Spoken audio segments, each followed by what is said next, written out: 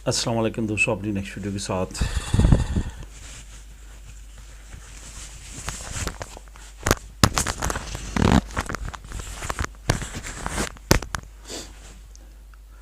अस्सलाम वालेकुम दोस्तों, अपनी नेक्स्ट वीडियो के साथ आपको वेलकम करता हूं अपने इस चैनल में। उम्मीद है सब खैरियत से होंगे। तो चलते हैं आज की अपनी अहम न्यूज़ और इन्फॉर्मेशन की जानिब। सबसे पहले तो दोस्तों बात करेंगे कि क्या स्पेन की नेशनलिटी छोड़ना ज़रूरी है, और अगर आपने छोड़ दिया तो वापस किस तरह ली जा सकती है।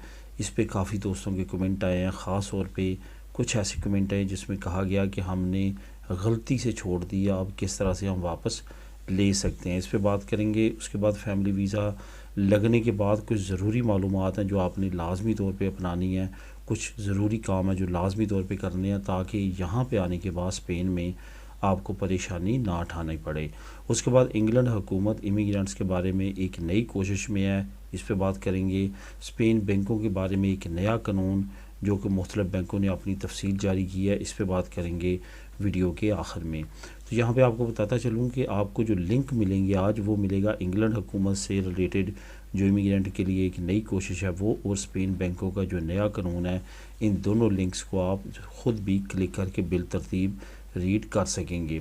तो दोस्तों सबसे पहले तो बात करते हैं कि क्या नेशनलिटी छोड़ना ज़रूरी है, और अगर आपने खुदा न खासा गलती से छोड़ दिया है तो आप वापस किस तरह ले सकते हैं। थोड़ी सी आपको बात बताता चलूँ कि मैंने पिछले दिनों आप लोगों के साथ एक बात शेयर की थी कि आप जब पोक कार्ड बनवाते हैं तो उस पर बैंक अकाउंट बाद जगहों पे ओपन करने में प्रॉब्लम आ रही है। तो वो उसमें बिल्कुल रियलिटी है। बहुत सारे लोग ऐसे हैं जिन्होंने नेशनलिटी छोड़ी है और कुछ मामलात में उनको जो है वो पाकिस्तान में प्रॉब्लम आ रही है। इस वजह से ये आपने एक चीज़ तो अपने जहन में रखनी है कि छोड़ने के बाद आपको प्रॉब्लम्स मुख्तलिफ अदारों में पाकिस्तान में आ सकती है। अब क्या छोड़ना ज़रूरी है, इस पे मैंने पहले एक दो मरतबा बात की है और आपको डिटेल के साथ बताया है कि इसमें बहुत ज़्यादा जो है वो कन्फ्यूजन की बात नहीं है, क्योंकि बहुत सारे लोग ऐसे हैं, मैं समझता हूँ कि 90% लोग ऐसे हैं जिन्होंने अपनी नेशनलिटी नहीं छोड़ी बल्कि ले के चल रहे हैं। लेकिन साथ साथ आपके लिए एहतियात करना बहुत ज़रूरी है। अभी पिछले दिनों एक इंसिडेंट हुआ है जिसने एक नई एहतियात को ऐड किया है। वो ये है कि आप कोई ऐसा जुर्म भी ना करें कि आपके पास स्पेन की नेशनलिटी होते हुए स्पेन हुकूमत आपके जो आबाई मुल्क है, यानी कि आपका पाकिस्तान अगर आबाई मुल्क है या इंडिया आबाई मुल्क है या बांग्लादेश आबाई मुल्क है, तो आपके साथ आपके एम्बेसी के साथ या कौंसलेट के साथ स्पेन की हुकूमत को ये वक्त ना आए कि रब्ता करना पड़े आपकी डिटेल के लिए। अब पिछले दिनों आपको मालूम है कि 14 के करीब जो है वो अभी पाकिस्तानी जो है वो गिरफ़्तार हुए हैं। इनमें कितनों के पास नेशनलिटी है ये तो बताना जो है मुमकिन नहीं है, लेकिन आगे डिटेल आ जाएगी। इससे पहले भी कुछ पाकिस्तानियों को पकड़ के और दो को बीच में से डिपोर्ट किया गया जिनके पास कन्फर्म नेशनलिटी थी। अब यहाँ पे क्वेश्चन ये आता है कि उनको किस तरह डिपोर्ट कर दिया गया, क्योंकि अगर उनके पास यहाँ की नेशनलिटी थी तो फिर तो पाकिस्तान की नेशनलिटी उनके पास नहीं होनी चाहिए इस कानून के मुताबिक, स्पेन का कानून देखा जाए। लेकिन ऐसा था कि उनके पास उन्होंने अपनी पाकिस्तान की नेशनलिटी नहीं छोड़ी थी। यूएनओ का कानून है कि कोई भी मुल्क किसी शहरी को नेशनलिटी से महरूम नहीं कर सकता जब तक कोई और मतवादा मुल्क की उसके पास नेशनलिटी ना हो। तो ऐसा ही हुआ जब उनको पता चला कि इनके पास अभी तक पाकिस्तान की नेशनलिटी भी है, इन्होंने सरेंडर नहीं की, तो इस वजह से उन्होंने उनको डिपोर्ट कर दिया कि इनके पास कम से कम अपने मुल्क की नेशनलिटी है। अगर वो उनके पास ना होती तो उनके जुर्म के जितना भी बड़ा जुर्म होता है तो वो उनको डिपोर्ट नहीं कर सकती, क्योंकि उनके पास सिर्फ वाहद स्पेन की नेशनलिटी थी और Spain government by UNO law उनको डिपोर्ट नहीं कर सकती थी। तो इस कानून से भी उन्होंने फ़ायदा उठाया। अभी यहाँ पे ये सारी बात बताने का मकसद ये है कि इस तरह का कोई जुर्म ना आप करें जिसमें इनको आपकी कंट्री की होम एम्बेसी से रब्ता करना पड़े और वहाँ से आपको डिटेल लेना पड़े। उसके बाद एयरपोर्ट्स वगैरह पे जाके एहतियात करें, अपने मुल्क का पासपोर्ट, अपने मुल्क की आईडी वगैरह जो है उनको ना थमाएं। बहुत सारे लोगों ने ये गलतियाँ की हैं और उनको पता फिर बाद में चला कि इन्होंने अपने मुल्क की नहीं छोड़ी। ख़ास तौर पे मराकश के लोग हैं, उनकी कुछ लोगों की नेशनलिटी जो है वो रिजेक्ट कैंसिल कर दी गई है और उसके बाद उनको नहीं दी गई। तो ये इन बातों का आप अगर ख्याल रखेंगे तो कोई भी किसी तरह का भी मसला नहीं होने वाला। यहाँ पे दोस्तों बहुत सारे लोग ऐसे हैं जो कि 1992 में, 93 में, 95 में, 96 में नेशनलिटीज़ ली हैं। मैं ज़ाती तौर पे बहुत को जानता हूँ और वो दोनों ममालिक ही चला रहे हैं और यहाँ की भी और वहाँ की भी, और उनको छोड़ने की ज़रूरत नहीं पड़ी और ना ही ये बहुत ज़्यादा ज़रूरी है।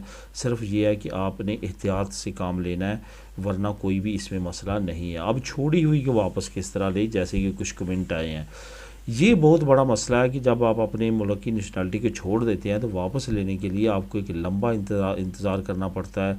ये याद रखें कि ये प्रेसिडेंट ऑफ पाकिस्तान, जो सदर पाकिस्तान होता है, उसकी सवाबदीद होती है कि वो आपकी फ़ाइल पे साइन करे और आपको वापस नेशनलिटी दे। तो क्योंकि उसकी साइन के बगैर आपकी फ़ाइल पे वो आपको नेशनलिटी वापस नहीं मिलती, तो इस वजह से ये प्रोसेस काफ़ी लंबा है। आपने एप्लीकेशन देनी होती है यहाँ पे अपनी एम्बेसी या कौंसलेट में, या वहाँ पे जो इंटीरियर मिनिस्ट्री है वहाँ पे वो प्रोसेस होता है एक। और अगर तो आपकी उधर की अप्रोच है तो वो प्रोसेस स्पीडली हो जाएगा, अगर आपकी अप्रोच नहीं है तो साल साल आपको वेट करना पड़ता है। जो प्रेसिडेंट है हमारी कंट्रीज़ के, वो 6 महीने बाद, 1 साल बाद, 2 साल बाद जब फाइलें इकट्ठी होती हैं उसके बाद साइन होते हैं, तो उसके बाद जो है वो उनको वापस मिलती है। ये काफ़ी दोस्तों के साथ ऐसा हो चुका है जो डिफरेंट कंट्री से उन्होंने अपनी नेशनलिटी छोड़ दी थी, लेकिन बाद में उन्होंने दोबारा से अप्लाई करके रिकवर किया। उसमें आपकी इंक्वायरी होती है, काफ़ी चीज़ें देखी जाती हैं, उसके बाद आपको वापस नेशनलिटी जो है वो दे दी जाती है और आपका ID कार्ड और पासपोर्ट वापस मिल जाता है। अब दोस्तों बात करते हैं कि फ़ैमिली वीज़ा लगने के बाद आपने कौन सी ज़रूरी जो है वो चीज़ें करनी है। सबसे ज़्यादा ज़रूरी ये है कि जैसे आपका वीज़ा लग जाता है, आपको जो एम्बेसी ने वापस डॉक्यूमेंट भेजे हैं, एक तो वो आपने बहुत ज़्यादा संभाल लें हैं। ख़ास तौर पे जो उर्दू वाला आपका निकाहनामा होता है उसकी बहुत ज़्यादा एहतियात करनी है। उसके बाद आपने क्या करना है, वही तमाम डॉक्यूमेंट एक मरतबा फिर निकलवा के कम से कम फॉरेन अफेयर्स से टेस्ट करवा लेने हैं।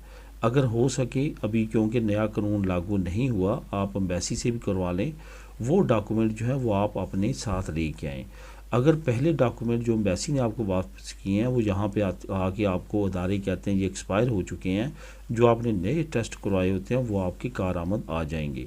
क्योंकि यहाँ पे बहुत सारे अदारों में ख़ास तौर पे आपका जो MRC है, नादरा का मैरिज रजिस्ट्रेशन सर्टिफिकेट, उसकी बहुत जगहों पे ज़रूरत पड़ेगी और वो आपको उससे बार बार फ्रेश मांगा जाएगा।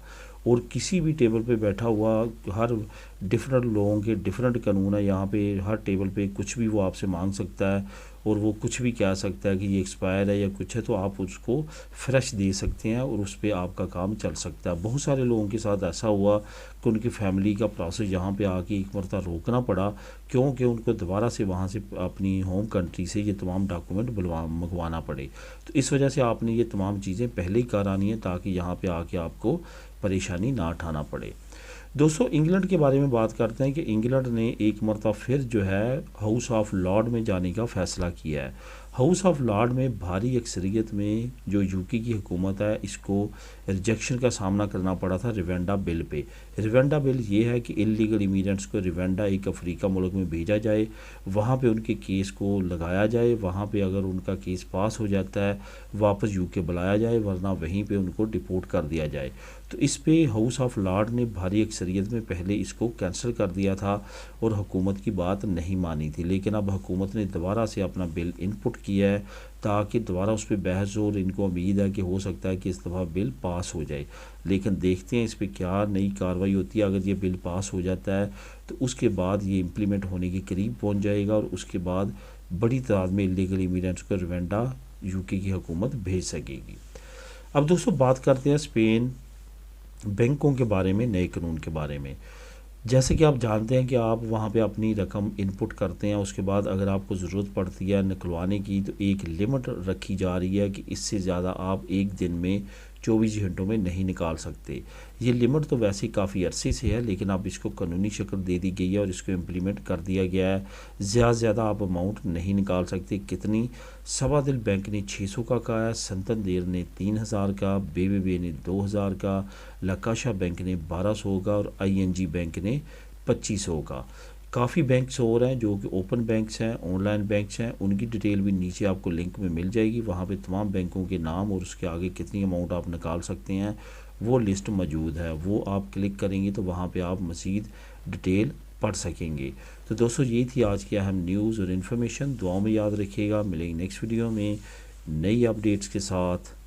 अल्लाह हाफिज़।